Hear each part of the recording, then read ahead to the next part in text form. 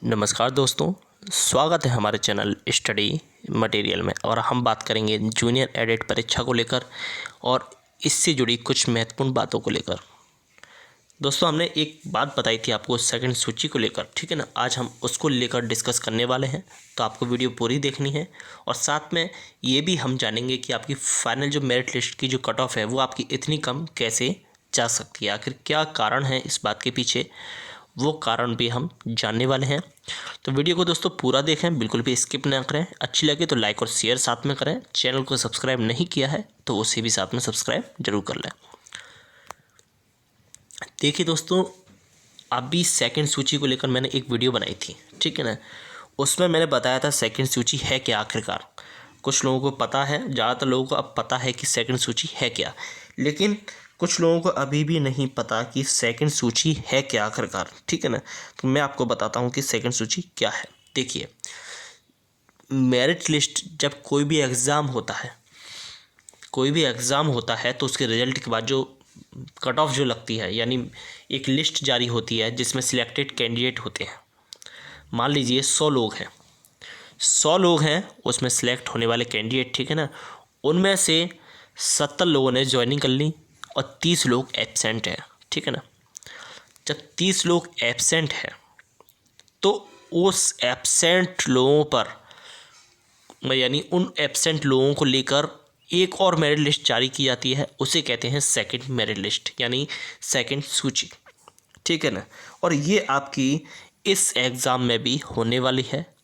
क्यों होने वाली है, देखिए बड़े ध्यान से सुनिए। आपको पता है कि एग्ज़ाम में कितने लोग क्वालिफाइड हुए हैं, तो 45,000 प्लस जो लोग हैं वो क्वालिफाई हुए हैं इस एग्ज़ाम में। सीटों की संख्या कितनी है, 1504। फिर भी आप इसे हल्के में मत लीजिए। अब आपको ये भी पता है कि इस एग्ज़ाम की प्रोसेस आगे नहीं बढ़ी है, सिर्फ और सिर्फ रिजल्ट तक डिक्लेयर हुआ है, इसके बाद आगे कोई भी प्रोसेस नहीं बढ़ी, ठीक है ना। लेकिन आपको ये भी पता है कि और प्रोसेस जो हैं लगभग कंप्लीट हो चुकी हैं। जैसे आप टीजीटी पीजीटी देख लीजिए, उनमें लोग सिलेक्शन ले चुके हैं, ठीक है ना। ये संभावना है पूरी कि जिन लोगों ने टीजीटी का एग्ज़ाम दिया होगा या पीजीटी का एग्ज़ाम दिया होगा, उन लोगों ने जूनियर एडिट का एग्ज़ाम भी दिया होगा। जब उनका एग्ज़ाम टीजीटी का क्वालिफाई हो गया तो ये भी पूरी संभावना है कि उनका जूनियर एडिट में एग्ज़ाम भी अच्छा खासा क्वालिफाई हुआ होगा, ठीक है ना। अब आज जैसे मेरिट लिस्ट जारी कर दी जाती है, उस मेरिट लिस्ट में फिर इनका भी नाम होगा, ठीक है ना, जिन लोगों का टीजीटी पीजीटी में सिलेक्शन हो चुका है। अब मेरिट लिस्ट में जिन लोगों का नाम होगा उनमें से वो लोग तो ज्वाइनिंग ले लेंगे जिनकी कहीं भी जो है नौकरी नहीं लगी, यानी जॉब नहीं लगी। लेकिन जिन लोगों का पहले से ही टीजीटी पीजीटी में सिलेक्शन हो गया है और जूनियर एडिट की मेरिट लिस्ट में भी उनका नाम आ चुका है, तो वो टीजीटी पीजीटी छोड़कर तो आएंगे नहीं जूनियर एडिट में, क्योंकि ये तो भाई सहायता प्राप्त है और वो सरकारी हो गया, ठीक है ना। तो वहाँ से इनकी जो सीट है वो इनकी खाली हो जाएगी, यानी कट ऑफ जो है कम जाएगी। फिर क्यों कम जाएगी, देखिए बड़े ध्यान से सुनिए। जो सीटें जो खाली की हो जाएगी, तो उन सारी सीटों को कलेक्ट करके, क्या सारी सीटों को कलेक्ट करके एक और लिस्ट जारी की जाएगी जिसमें कम गुणांक वाले लोग होंगे, ठीक है ना। ये प्रोसेस दोस्तों तब तक चलती रहती है जब तक कि पूरी सीटें फिल नहीं हो जाती। जैसे आपने देखा होगा कि आपने एग्ज़ाम इंटर के बाद जब आपने ग्रेजुएशन में एडमिशन वगैरह लिया होगा तो सेकंड सूची भी जारी की जाती है, यानी मेरिट लिस्ट कहते हैं कि हमारी पहले लिस्ट में नाम आ गया या हमारी सेकंड लिस्ट में नाम आ गया। वही प्रोसेस सेम यही होती है, यानी हर एग्ज़ाम में यही पैटर्न होता है। पैटर्न क्या, ये एक प्रोसेस है कि कुछ लोग ज्वाइनिंग कर लेते हैं, जो लोग ज्वाइनिंग नहीं कर पाते जो उनकी सीटें खाली रह जाती हैं और उन्हीं सीटों पर दोबारा से मेरिट लिस्ट जारी की जाती है, यानी वो डाउन हो जाती है खुद ब खुद, है ना। डाउन हो जाती है तो आप समझ चुके होंगे कि आपकी जो है सेकंड सूची कैसे और कब जारी होगी। देखिए मेरिट लिस्ट के आवेदन को लेकर भी डाउट है कि वो कब जारी होंगे, ठीक है ना। तो वो दोस्तों अभी हम कुछ कह नहीं सकते, लेकिन आप वेट करिए, आपके कभी भी जारी हो सकते हैं। पहली मेरिट लिस्ट जारी होने के बाद ही सेकंड मेरिट लिस्ट यानी सेकंड सूची जारी होगी। पहली मेरिट लिस्ट को आप पहली सूची कह सकते हैं और सेकंड मेरिट लिस्ट को आप सेकंड सूची कह सकते हैं। अब इतनी आप इसका जवाब आपको मिल गया होगा कि परीक्षा की फाइनल कट ऑफ कम कैसे जाएगी, ठीक है ना। क्योंकि जब सेकंड सूची तक बात पहुंच जाएगी तो खुद ब खुद आपकी कट ऑफ जो है डाउन हो जाएगी।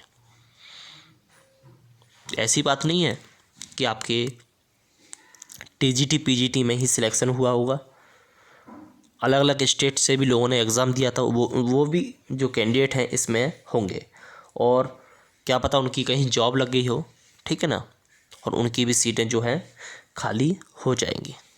तो इस तरह से दोस्तों बहुत फ़र्क पड़ने वाला है इस जूनियर एडेड के मेरिट लिस्ट पर, ठीक है ना। तो जो जितना डिले हो रहा है वो सब अच्छा ही हो रहा है, ठीक है ना। आपके मन में ये डाउट है कि आपकी जो मेरिट लिस्ट है वो रद्द ना हो जाए, यानी परीक्षा की जो प्रोसेस है रद्द ना हो जाए, तो मैं आपको बताऊं, देखिए दोस्तों, आपकी परीक्षा बिल्कुल भी रद्द नहीं होगी। आपकी परीक्षा डिले हो सकती है पर रद्द नहीं हो सकती। जो भी डिले हो रही है आपकी किसको लेकर हो रही है, तो वो हो रही है आपकी इलेक्शन को लेकर, ठीक है ना। तो जिनका गुणांक, देखिए गुणांक को लेकर अगर मैं बात करूं, जिनका गुणांक कितना 70 से ऊपर है उनके दोस्तों पूरे पूरे चांसेस हैं। 70 में गुणांक उनका बता रहा हूँ, जनरल कैटेगरी, EWS और OBC का, ठीक है ना। तो जिनका 70 से ऊपर गुणांक है वो सेफ में है, ठीक है ना। ऑल सब्जेक्ट की बात कर रहा हूँ, चाहे वो हिंदी रहा, चाहे वो संस्कृत, चाहे वो इंग्लिश या SST या मैथ एंड साइंस, 5 सब्जेक्ट का एग्ज़ाम हुआ था, ठीक है ना। तो एक तरह से हम कह सकते हैं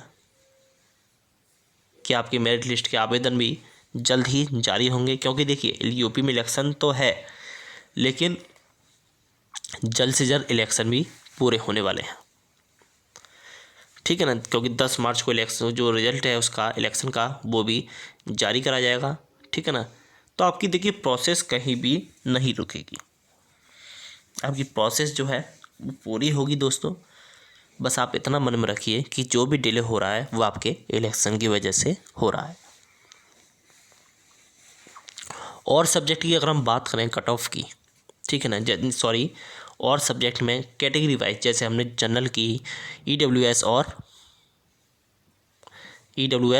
और OBC, ठीक है ना, इनकी तो हमने बता दी 70 से ऊपर वाले, ठीक है ना। लेकिन SC ST और PH की अगर हम बात करें तो दोस्तों यहाँ पर डिफरेंस आ जाता है कि SC की कट ऑफ अलग जा सकती है, ST की अलग जा सकती है, और PH की तो और ही ज़्यादा अलग जा सकती है, क्योंकि नंबर ऑफ कैंडिडेट्स के ऊपर होता है कि आपकी कट ऑफ कितनी हाई जाएगी और कितनी कम जाएगी। जनरल कैटेगरी, EWS और OBC इनके कैंडिडेट्स ज़्यादा होते हैं, SC के भी अब आजकल ज़्यादा हो रहे हैं, ठीक है ना। और ST और PH कैंडिडेट, ST का उससे कम होता है और PH का सबसे कम। इसी वजह से, इन्हीं कारणों की वजह से आपकी PH कैंडिडेट की कट ऑफ जो है, यानी मेरिट लिस्ट जो है, सबसे कम जाती है दोस्तों। और आपने देखा भी होगा और एग्ज़ाम्स वगैरह में कि हैंडीकैप जो है, फिजिकल हैंडीकैप की मेरिट लिस्ट कितनी जा रही है, आपने देखा होगा ना, या फिर आपने कोई भी एग्ज़ाम दिया होगा किसी भी अदर जो भी है डिपार्टमेंट का, तो उसमें आपने देखा होगा कि उसकी मेरिट लिस्ट डाउन ही है, ठीक है ना, क्योंकि उसमें नंबर ऑफ़ कैंडिडेट्स कम है, ठीक है ना। तो वहाँ पर सीधे सीधे असर पड़ता है आपकी मेरिट लिस्ट पर। तो आप दोस्तों निश्चिंत हो जाइए, आपकी प्रक्रिया लटकेगी नहीं, ठीक है ना। और थोड़ा भरोसा रखिए आयोग पर, डिले हो रहा है इलेक्शन की वजह से। तो इस बात को आप दोस्तों ज़्यादा से ज़्यादा और लोगों तक पहुँचाएं, जिससे ये बात उन लोगों को भी समझ में आ सके। और वीडियो को लाइक और शेयर दोस्तों साथ में ज़रूर करें। और चैनल को सब्सक्राइब नहीं किया है अभी तक तो उसे भी साथ में सब्सक्राइब जरूर कर लें, और जो घंटी का बटन दे रखा है दोस्तों उसे भी क्लिक कर दें, जिससे हमारी आगे आने वाली वीडियो का नोटिफिकेशन आपको सबसे पहले प्राप्त हो जाएगा। तो दोस्तों आज की वीडियो में बस इतना ही। आज के लिए धन्यवाद। जय हिंद।